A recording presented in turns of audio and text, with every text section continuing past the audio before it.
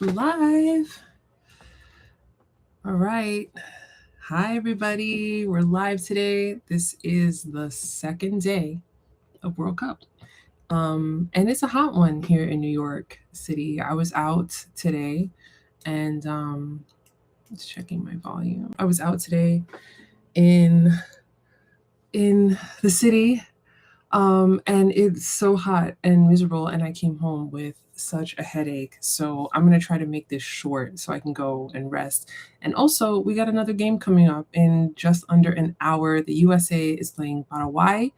Um, if anybody's gonna be watching that game, and if you have any predictions, let me know. Let me know. Leave me a comment. Let me know who you think is going to be the winner of that game. How many goals you think are going to be scored in that game, and what it's going to look like. Um, this humidity has destroyed my hair, but it's okay. It's World Cup, so everything's better during World Cup. Um, so just a few things. So today's game, the earlier game was Bosnia Herzegovina versus Canada. Um, if you're following the tournament, or maybe just loosely following the tournament, it's in the U.S., Canada, and Mexico are the hosts. So typically in the World Cup, the hosts play the first games. And since we have three hosts this year, the first three games are Mexico was yesterday, Canada and the US play today. And that game, no spoilers if you don't want it spoiled for you, that game was 1-1. It ended in a tie. I caught the last 10 minutes of the game, and there was about 6 or 7 minutes of extra time played in that game. I got home just at the tail end of it. So I'm probably going to check out the US Paraguay game.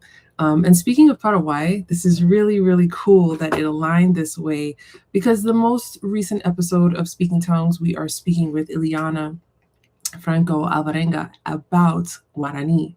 And Guarani is co-official language in Paraguay with Spanish.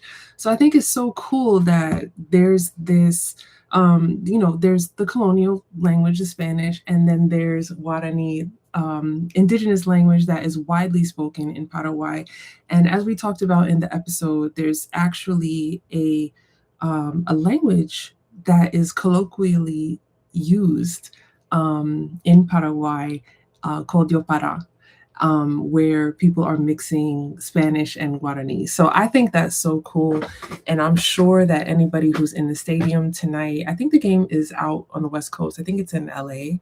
I'm sure amongst Paraguayos, Paraguay supporters will probably hear a lot of Guarani in the stands, in the chants. If you know any ways that we can support Paraguay in Guarani, tell me some chants, tell me some football words that we use in the language.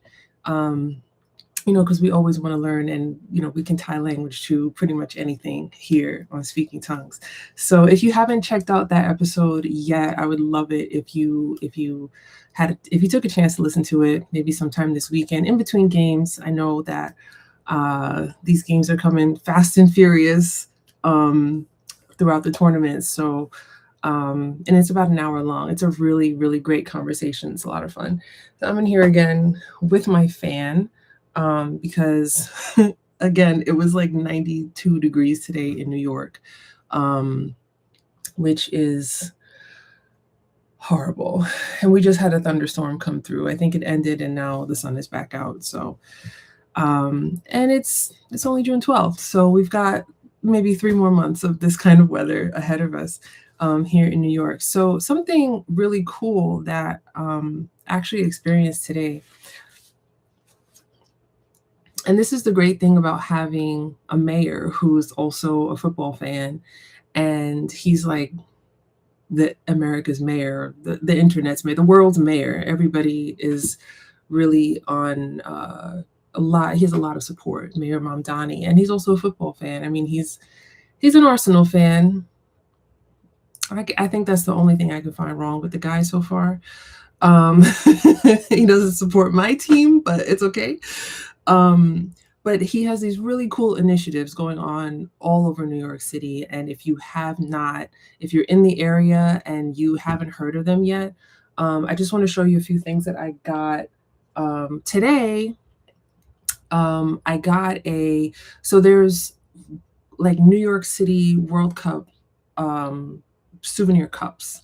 And there are 5 boroughs in New York City, and each borough has a cup of its own. So I was in Manhattan, and I had lunch with a very good friend of mine at a food hall, the Hungry Pearl, down on Pearl Street. So if you know where Stone Street is, it's the street right behind it as you're going toward the waterfront. And it's a food hall down there. I used to work in that neighborhood about 10 years ago. And, this is my first time actually in that neighborhood. So it was really cool. But one of my favorite restaurants in New York has been Berber Street Food. And they were previously in the West Village on Carmine Street. And then Chef Diana shut down. And, she was doing some private, from what I understand, I don't know her personally. She was doing some private catering, but Berber Street Food is back now at the Hungry Pearl, and they're participating in this program. So there's World Cup meals, and they're about $25 a piece. It's a special, so it's $25. And I got the special today, which was the smoky jollof rice, which her jollof rice is incredibly delicious. There was chicken in there, and my friend got the okra, which I know okra can be polarizing, but this was some of the best okra that I've ever had. And I like okra a lot. It was just the right amount of sliminess. And it was so good. And my friend got the salmon. Mine also had plantain, and there was something else in it, and I can't remember. And it came with puff puff on the side, which is kind of like a donut. 4 balls of puff puff. Anyway, this cup, this is the souvenir cup for Manhattan. And like I said, each borough has its own cup. They're in 5 different colors. This is orange. And there's a little windmill here, which is obviously a throwback to New Amsterdam when this area was occupied by the Dutch, and New York City. I guess Uber is a sponsor of this. It's a pretty sturdy cup. It's plastic, and it came with the meal. So this is really exciting. And I think if you're interested in getting out and about during World Cup and collecting different stuff, there's a lot of really low cost things to collect and places to go. And also the library, the New York Public Library, and I think several other places around the city, but I just happened to get this from the New York Public Library. They have this New York City neighborhood passport, and it's so cute. It's roughly about the size of a US passport, and they, inside they're giving you little keys to the city. You can put your name in there and stuff. And it's, you can kind of keep your memories in here as you're experiencing the World Cup. And it's a list of all the countries who are participating. So that's cool. And then there's a page there's a whole page here of immigrant enclaves. And I was talking to a friend last night who also picked up the passport. Not every enclave is on here. It's missing Little Italy. It's missing Little Brazil. It's missing Little Argentina, which is really an esquina here in Queens. And I'm sure there are other neighborhoods that are not on this list of 30 places. But I think what this did a really good job of is including the immigrant enclaves that you are typically not talked about. Everybody knows Little Italy. Everybody knows Chinatown. And actually 3 Chinatowns are on here. We've got Koreatown in Manhattan, Koreatown in Queens, which I don't think a lot of people realize about Koreatown in Queens.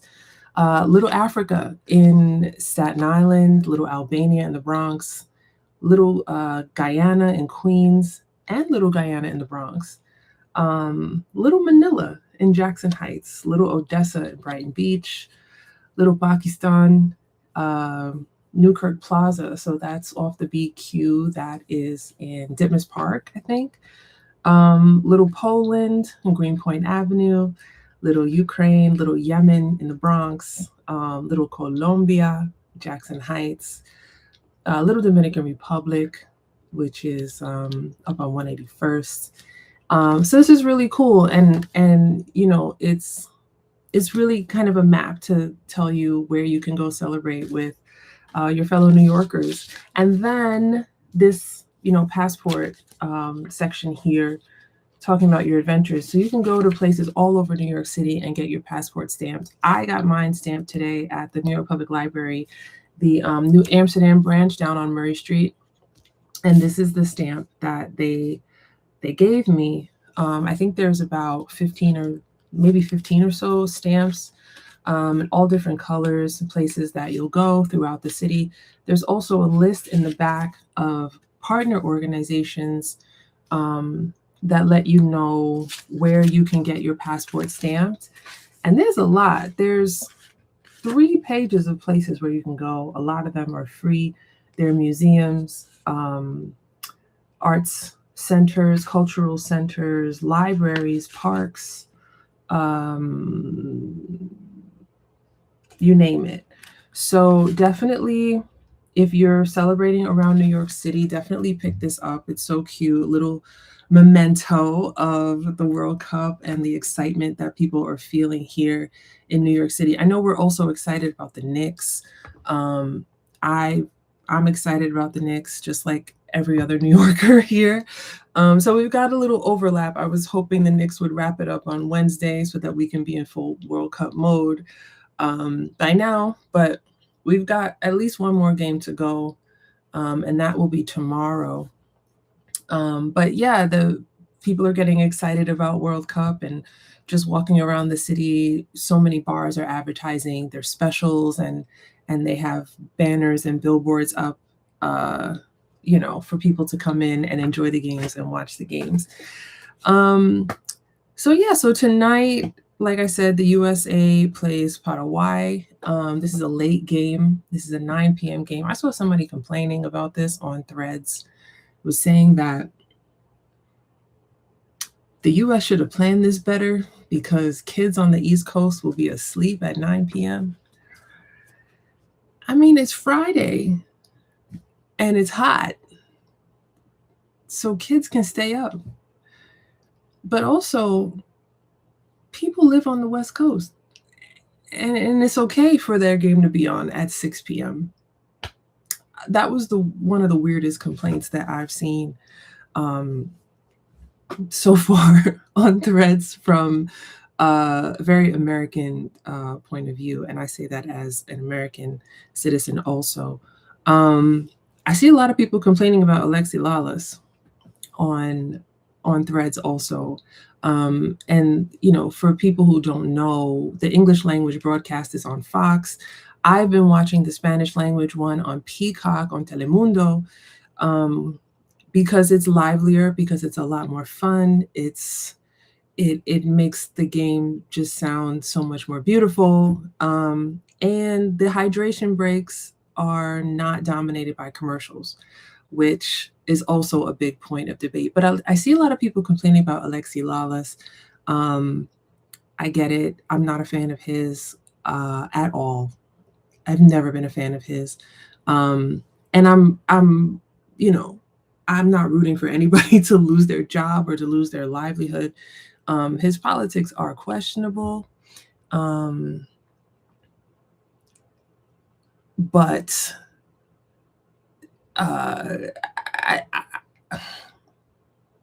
maybe he should just get better. He's arrogant, and he seems to enjoy being an arrogant talking head. But this year he's up there with Thierry Henry, who is one of the best football players of all time. No debate about that, full stop. He's one of my favorites, even though he is a gunner, and I can make an exception for Thierry Henry. But and then he's up there with Zlatan Ibrahimovic, and these guys are legends of football, of modern football. And I understand people complaining about him. So what I say, if you are someone who's watching the English broadcast and you get tired of Alexi Lawless, like me and like millions of us out there, switch to Telemundo. It's on Peacock, or it's on the Telemundo app. I saw someone say that they were able to access it via Apple TV.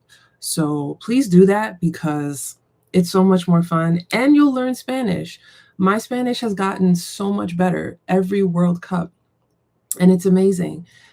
My comprehension has gotten better, which is so cool to see because I've been listening to the Spanish broadcast since, like I said yesterday, Copa America 1999. So I'm old school. I've been I've been at this for a while. I should probably be fluent in Spanish by now, but I'm doing my best. But I noticed that I can listen to the commentary a lot more, a lot easier now. It's a lot easier for me, and I want to say a big thank you to my bestie in Buenos Aires, my teacher Maria, and my bestie who make sure that my Spanish is on point. And she's a big reason why I can understand so much more Spanish these days. So, for my Spanish learners, for anyone who wants to learn Spanish or even wants to get into the spirit of the game and the passion in the game, the Spanish broadcast is the way to go. I'm going to try to wrap this up really quick because I try to keep this under 20 minutes. But I did see something that really made me sad just before I got on this broadcast. My favorite football player, Ronaldinho, who I've probably mentioned a number of times in these lives already. He was in New York today. He was in the city today. I was in the city today. And I saw that he lit up the Empire State Building in the colors of the Brazilian flag. Now, I love, obviously, Brazil. I love the Seleção. I have really good memories. That's the team that got me into football. I love them so much, and I love Ronaldinho. He's my favorite football player. And we were in Manhattan at the same time, and we didn't run into each other.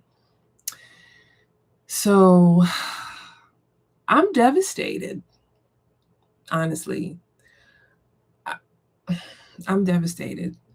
A girl can dream. You know, that's kind of crazy. Like I'm not gonna run into Ronaldinho, right? Like that doesn't make sense. But I can dream. So I I see this video on Instagram and he's lighting up the Empire State Building, and there's a really cool exhibit of World Cup jerseys, kits, shirts from all over the world throughout, I guess, nearly, I don't know how far back they go, but the first World Cup was in Uruguay in 1930.